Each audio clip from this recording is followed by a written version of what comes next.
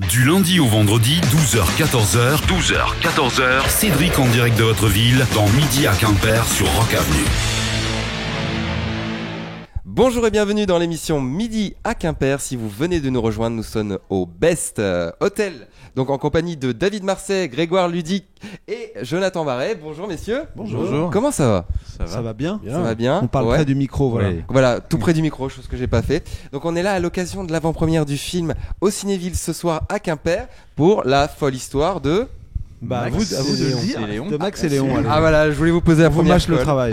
C'est ça, le tout premier film du Palma-Show. Tout à fait. Donc ça c'est super, qu'on découvre tout de suite. N'hésitez pas à réagir sur le Facebook et Twitter grâce au hashtag MAQ. Qu'est-ce qui se passe? La guerre est déclarée! C'est obligé d'être pour la France? Non. Les combines pour se réformer, c'est quoi? Tu sais ça, toi? Max Mouline? Oui. Cette compagnie va filer droit. On dort la soir, et après on file en douce. Nous sommes l'honneur de la France. Et croyez-moi, on va la gagner, cette guerre. Déserté, mais vous n'y pensez pas, j'espère. Je vous envoie en Syrie. Nous, tout ce qui est charpente, Une fois dans le désert de Damas, ce sera la routine! c'est grand. Hein. On n'est pas dans la merde. On se fond dans Damas. Bonsoir. J'attaque l'ambiance. Hein. Et vous avez réussi à rejoindre Londres. Ils sont un commando à eux tout seuls, des cracks. Aigle persan et cheval de nuit. Mais quel talent! Ridicule. Nous avons affaire à des professionnels. Il manie l'art de la discrétion comme personne. Je crois que vous savez pas à qui vous avez affaire. Ils ont déjà franchi tous les barrages. Tu l'as flingué là! Ça va, il a juste trop chauffé! Posez vos armes. La femme que tu prends en otage nous a appris à viser comme personne. Oh, pardon. Maintenant que je suis dans la résistance, je me suis dit qu'il me faudrait un nom de code à moi aussi. Et j'ai choisi. Poney. Poney, c'est mignon, ça se faufile, ça a une crinière. Mais c'est chouette, Eugène. Jonathan, C'est bien. Oui. la folle histoire de Max et Léon, de quoi parle le film ? De quoi parle le film? Alors c'est Max et Léon, donc interprétés par Greg et David, qui sont deux amis d'enfance inséparables, qui vont être envoyés sur le front, mais sauf qu'ils sont plutôt bons à d'habitude faire la fête et à draguer les nanas plutôt qu'à faire la guerre. Donc ils vont vouloir rentrer chez eux à tout prix. D'accord. Mais ça va pas se passer comme prévu et ils vont vivre des péripéties. Et rencontrer tout un tas de personnages. Ouais. Toute l'intrigue du film va être là. Et voilà, et donc tous ces personnages, vous allez pouvoir retrouver tous les acteurs qui sont dans nos sketchs habituellement. Donc voilà les récurrents. Donc voilà, toute notre famille d'acteurs. Des petites surprises justement. Et par des rapport petits guests aussi, Ouais. des petites surprises. Très bien. Alors un film humoristique sur le thème de la Seconde Guerre mondiale, c'est clairement une réussite. De ce que j'en ai vu. Merci. Donc, bravo. Merci beaucoup. Maintenant, pour un premier film, est-ce que c'était pas risqué de s'engager sur le thème de la Seconde Guerre mondiale justement ? Évidemment, en fait, c'est plus la période de la Seconde Guerre mondiale. C'est pas tant le thème de la Seconde Guerre mondiale, je D'accord. pense. On suit surtout l'évolution de ces deux personnages, de Max et Léon, à travers les rencontres qu'ils font. À travers, évidemment, il y a les situations qui sont ce qu'elles étaient à l'époque. Mais si, évidemment, que c'était un Je peu crois que ambitieux. Un peu parce que c'était risqué que ça nous Ouais, intéressait. c'est ça qui nous intéressait. Voilà, On avait c'était le pas envie- challenge. Ouais, on n'avait pas envie de faire un film tous les trois, de David et moi à Paris, jeunes trentenaires, avec les problèmes de trentenaires habituels qu'on voit dans beaucoup de films en ce moment. Il y en a qui sont très bien, mais nous on n'avait pas envie de traiter de ça. On avait envie Un petit challenge. d'être un peu à l'image, ouais, de nos parodies, toujours de faire un peu des parodies de genre. Donc on s'est dit comédie d'aventure pendant la Seconde Guerre mondiale, hommage un peu à la Grande Vadrouille, à Papy fait de la résistance, tout ça. On voulait Justement, s'inscrire ouais. un petit peu, mais c'est pour ça que je t'offre la transition. Ah ben merci, c'est gentil. On voulait s'inscrire un peu dans cette lignée, mais à notre sauce, quoi. J'allais vous demander Transition. J'allais vous demander quelles sont vos inspirations. Et effectivement, on retrouve beaucoup de grands comme ça, de la Grande Vadrouille. Pour ma part, vous alignez parfaitement dans ce rôle-là. Dans tous les cas, c'est un super film. Merci Maintenant, beaucoup. ça fait combien de temps que vous le préparez ce film ? J'ai cru entendre 5 ans, mais après je. Non, c'est Ça beaucoup fait 3 ans. Ouais. 3 ans ? Je pense qu'on a eu l'idée il y a 4 ans, s'y est vraiment mis il y a 3 ans. Et Oui. on a écrit pendant 2 ans et demi. Et en tout, pour le fabriquer, on a mis 1 an. À partir du moment où on a préparé le tournage, jusqu'à la post-production, le montage, tout ça, il s'est passé 1 an. 1 an. Donc 3 ans en tout à peu près. Alors c'est la suite logique du Palma-Show, de Very Bad Blague, mais est-ce que c'est pas aussi la concrétisation d'un rêve au final ? Exactement. Qu'est-ce que c'est bien dit ça. Ah. Il a J'étais bossé. préparé.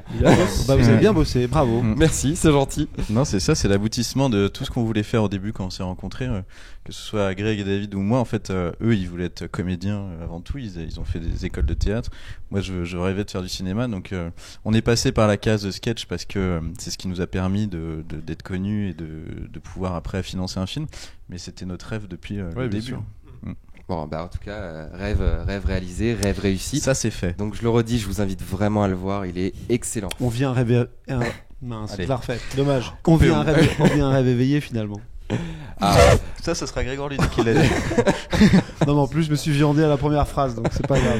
alors, C'est monté ou pas votre truc? non, ça reste sur du one shot, mais voilà. D'accord. Très bien. Bah, Mais tu j'ai le Voilà, droit. on ne Mais comprend l'erreur, rien du elle- tout, on garde tout. Ouais, mais On les gens garde savent tout. que l'erreur est humaine. C'est vrai, et, voilà. et on en fait beaucoup chez nous aussi. Alors, vous avez présenté votre film pour la première fois au Festival d'Angoulême. Ouais. Aujourd'hui à Quimper au Cinéville, donc je le rappelle. Plein d'autres à venir dans toute la France. Comment le public a-t-il accueilli votre film? Les premiers retours, les premières critiques? C'est plutôt bien. Les gens sont même agréablement merci. surpris en fait, parce que c'est vrai que l'exercice de passer de la télé au cinéma, c'était un peu périlleux. Et finalement, les gens sont contents, surpris, soulagés, même certains. Soulagé carrément. Ouais, parce que c'est vrai qu'il y a quand même un risque de Surtout de les passer proches. Ouais, j'allais dire, ouais. c'est nos proches, les ils proches sont, qui ils sont sont soulagés. Ils se disent ok, c'est bon, on Ouais, a ouais. vu le. Voilà, c'est ça. exactement. Mais non, pour l'instant, et ce qui est chouette aussi, c'est les gens qui ne nous connaissent pas, qui viennent aux avant-premières et qui découvrent vraiment notre univers et qui sont vraiment accrochés justement par ce qu'ils ont vu, parce que voilà, ces gens avaient aussi les références comme La Grande Vadrouille, 7ème Compagnie, tout ça, et ils se retrouvent complètement dans ce cinéma qui est un peu le cinéma populaire des années 80-90. Bah, on est fiers d'avoir cette nouvelle génération. On en avait besoin, je pense, en France. Merci. Et Enfin, la Grande voilà. Vadrouille, par exemple, c'était même encore avant. c'est vrai. Ouais, c'était Oui, même oui, les oui, 70, ouais, ouais, bien ouais. sûr. J'étais pas né, je crois. Mais voilà. Mais nous non plus. Petite époque. Mais en tout cas, vous le faites à la perfection. Pour ce film, d'ailleurs, vous êtes, donc on le disait, pas mal entouré de personnalités telles que Christophe Lambert, Florence Foresti, Cadmerade et plein d'autres, ainsi que votre frère pour la musique. Oui, c'est ça. Voilà. Exactement. Donc Charles Ludy. Charles Ludig. C'est ça. Exactement. Donc, c'est important pour vous d'être bien entouré justement de personnes avec qui vous avez déjà travaillé. On a l'habitude effectivement de bosser avec un petit peu le même cercle de comédiens effectivement, parce que d'une, ce sont des comédiens qu'on adore. On est un petit peu fan de leur travail. Après, on a l'habitude de bosser avec eux. Ce sont devenus des amis. Donc, on avait envie effectivement de passer les sketchs au cinéma en gardant cette même équipe, que ce soit aussi du côté technique également. On a voulu garder un maximum de gens qui bossaient avec nous sur les sketchs, sur le film. Voilà, on voulait s'entourer des gens qu'on aime et avec qui on aime travailler aussi. C'est important. Le cocktail est bon. Il y a beaucoup d'invités. Et en plus, il est sans alcool. Et sans alcool. Ça dépend. Je sentais. Alors comment Il dit cocktail. Tu peux pas dire cocktail à Greg. Alors comment s'est passé le tournage justement? Moi, on m'a dit que vous étiez, donc quand on vous voit à l'écran. Qui vous a dit ça? Je garde mes sources journalistiques. Voilà, vous êtes quand même, vous nous faites énormément rire. Par contre, vous êtes de sacrés bosseurs. Voilà, on sait que vous bossez super bien. Mais comment ça se passe? Quels sont les moments où vous n'avez pas pu vous contrôler au niveau des fous rires? Et d'ailleurs, je vais rebondir pour la prochaine question à Jonathan.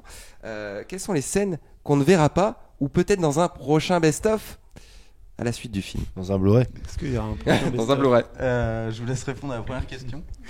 C'est difficile de parler du film et de dire à quel moment on était mort de rire si les gens l'ont pas vu.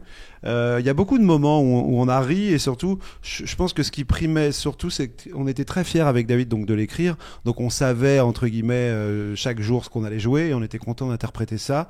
On était content de voir nos potes jouer les rôles qu'on avait écrits, et chaque jour en fait c'était assez jouissif. Je peux pas dévoiler une scène ou bien sûr c'est vrai autre. que faut dire ce qu'il y a, c'est qu'on a moins rigolé quand même que sur les sketchs. Il y avait beaucoup plus de parce qu'il y avait quand même. C'est plus dense, donc voilà, il fallait qu'on il y avait beaucoup de scènes à faire. Il y avait le jeu sans oublier l'enjeu. C'est ça. Voilà, mais c'est bien dit. C'est beau ça aussi. Merci, c'est gentil. Tout est préparé, hein, vraiment. Punchline sur punchline. Non, mais oui. Sinon, sur les scènes coupées, il n'y a pas vraiment de scènes coupées. Parce qu'on a essayé il y a mon producteur là, donc il faudra le dire, on a essayé de couper avant de les tourner.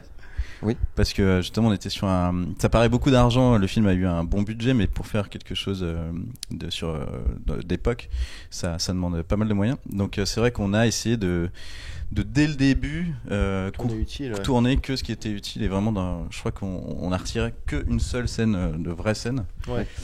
Sinon c'est que des petits trucs qu'on a retirés, mais on n'a pas vraiment, on a retiré 2 scènes, mais ce sera pas des scènes qui seront dans un DVD. D'accord, donc c'est des fins de scènes qui sont c'est quelque part, mais peut-être pas accessible au public par la suite. Non, mais même dans mes goûts perso, parce que je suis avant tout cinéphile, et de ce que je vois des fois des scènes coupées dans les DVD, je trouve que ça sert jamais à rien. Quand tu les regardes, tu fais ouais, franchement, je comprends qu'il y a, ouais. D'accord. Et en tout cas, de mettre ces 2 scènes comme ça servirait pas à grand chose, quoi. Par contre, il y aura un beau making of très complet. Qui vraiment, on a quelqu'un qui a suivi de A à Z la production. Donc je pense que ce sera un beau making of comme on voit plus forcément. En tout cas, ce sera pas un truc promo où on se dit qu'on adore travailler ensemble, parce que ça sert à rien. Parce qu'on le sait.